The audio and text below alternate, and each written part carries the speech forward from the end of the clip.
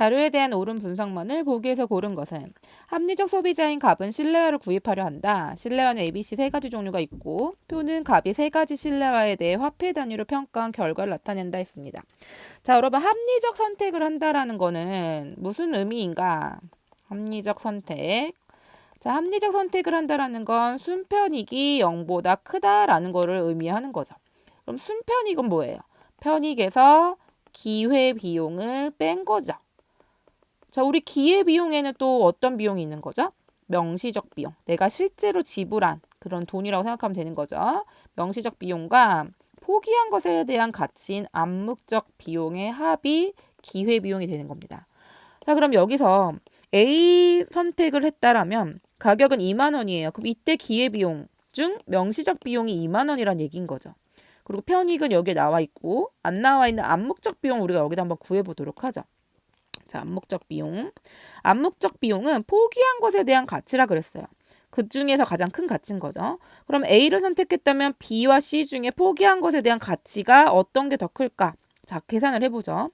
B는 가격은 25,000원인데 편익은 5만 원이래요. 그러니까 이 둘을 뺀 25,000원이 B에 대한 가치인 거고요. C는 가격은 18,000원인데 편익은 6만 원이기 때문에 이 값을 6만 원에서 뺀 42,000원이 C에 대한 가치가 되겠습니다. 그러면 포기한 것에 대한 가치 중에 큰 거는 C가 되는 거니까 암묵적 비용, A에 대한 암묵적 비용은 42,000원이 되는 거네요. 또 A의 경우도요. 구해보면 가격은 2만 원이지만 편익은 56,000원이기 때문에 이것을 뺀 36,000원이 A에 대한 가치라고 생각하면 되겠죠. 자, 그럼 B를 선택했을 때 포기하는 것에 대한 가치 중에 가장 큰 것은 36,000원과 42,000원 중에 42,000원이 크니까 42,000원이 암묵적 비용이 되겠습니다. 그러면 C를 선택했을 때 포기한 것의 가치 중에 가장 큰 거는 36,000원이 되는 거니까 C에 대한 암묵적 비용은 36,000원이 되겠죠. 자, 우리가 그러면 이제 명시적 비용이 나왔고 암묵적 비용이 나왔으니까 기회비용을 구할 수 있겠죠. 기회비용. 자, A에 대한 기회비용은 명시적 비용 2만 원과 암묵적 비용 42,000원을 더한 62,000원이 되겠습니다. B에 대한 기회비용은 25,000원 명시적 비용과 42,000원 암묵적 비용을 더한 67,000원이 되겠고요. C에 대한 기회비용은 명시적 비용 18,000원과 암묵적 비용 36,000원을 더한 54,000원이 되겠습니다. 그러면 이 세 가지 중에 기회비용이 가장 적은 C를 선택한 것이 합리적 선택이 되는 거죠. 그러면 편익에서 기회비용을 뺀 순편익을 구해보자면 편익 56,000원에서 기회비용 62,000원을 빼면 여기다가 순편익 적어볼게요. 여기는 마이너스 값이네요. 마이너스 6,000. 그리고 B는요. 5만 원에서 67,000원 뺐으니까 역시 이것도 마이너스 값이네요. 17,000 마이너스. 그리고 C는 6만 원에서 54,000원을 뺀 거니까 이것은 플러스 값이 되는 거죠. 6,000원. 그래서 합리적 선택은 C가 되겠습니다. 순편익이 0보다 커야 되니까. 기억, A는 B보다 명시적 비용이 크다. 명시적 비용은 실제로 지불한 돈이잖아요. 그래서 2만 원이랑 25,000원 중에 25,000원이 더 크죠. 그래서 A는 B보다 명시적 비용이 작다로 가야지 맞겠고요. 니은 B가 C보다 선택에 따른 기회비용이 작다.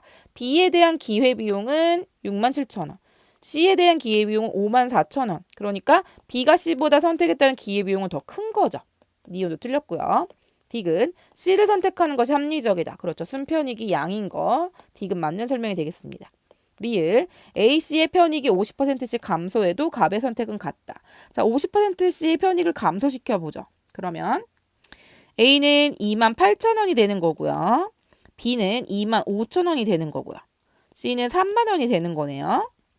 그렇다면 암묵적 비용도 달라지죠. 자, A의 경우는 2만 원과 28,000원의 값을 뺀 8,000원이 A의 가치가 되겠고요. 여기서도 25,000원과 25,000원을 뺀 0원이 B의 가치가 되겠고요. 18,000원과 3만 원의 값을 뺀 12,000원이 C의 가치가 되겠습니다. 그러면 암묵적 비용, A에 대한 암묵적 비용은 A를 선택함으로써 포기하는 B, C 중에 값이 큰 12,000원, C의 값이 해당이 되는 거죠. 12,000원이 암묵적 비용이 되는 거고요. 또 B를 선택함으로 인해서 포기하는 것의 가치 중에 큰 것은 12,000원이니까 여기도 12,000원이 암묵적 비용. 그리고 C를 선택할 때 포기한 것의 가치 중에 큰 것은 A니까 8,000원. 조금 복잡하지만 이렇게 했습니다. 자, 그러면 기회비용의 값이 또 달라져요. 기회비용. 암묵적 비용과 명시적 비용을 더한 거니까 2만원과 12,000원을 더한 32,000원이 기회비용이 되겠고요. 25,000원과 12,000원을 더한 37,000원이 기회비용이 되겠습니다. 그리고 18,000원과 8,000원을 더한 26,000원이 기회비용이 되는 거고요. 순편익은요.